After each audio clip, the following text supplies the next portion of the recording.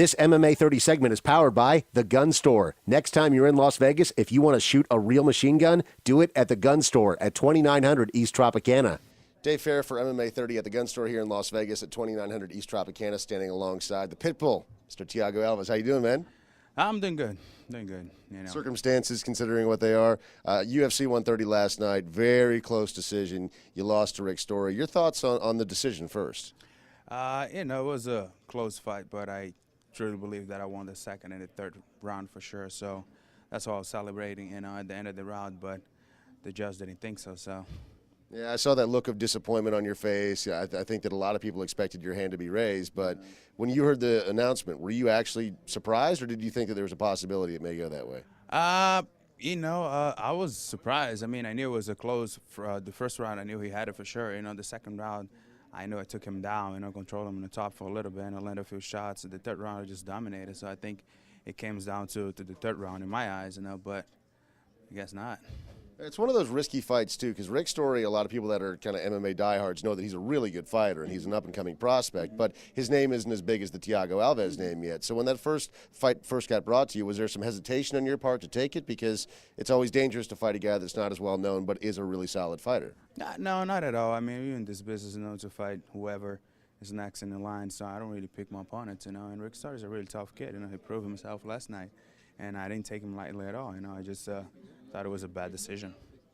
The blueprint in the past to beat you before with John Fitch and GSP has been to use that wrestling, and Rick Story's got really good wrestling, but you did a nice job last night of avoiding that takedown. Was that a big focus in your camp?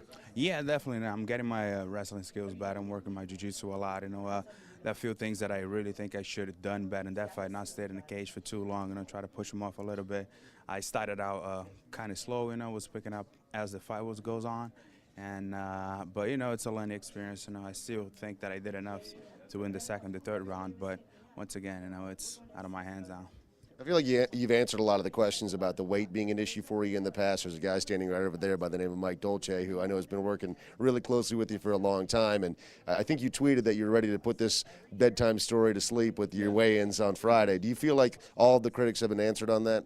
Oh, yeah, definitely. I mean, we made 170, that's the championship weight. I wanted to do that to show everybody, I'm not missing weight anymore. That's the old Thiago Alves, and I had a really great camp for this fight.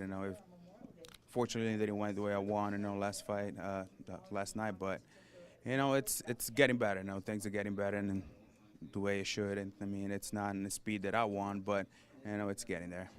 Some fighters like to take a little bit of time off after a loss to reflect. Other guys want to get right back to the gym. How do you feel? I want to get right back to the gym. I mean, I want to erase this loss as fast as possible, So I'm healthy. I didn't hurt anything. I'm ready to go. So next week I'll be back to the gym.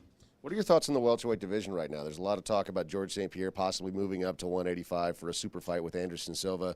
That still isn't done yet, but do you think that there's a lot of contenders right now in the welterweight division that would have interesting fights if GSP were to leave?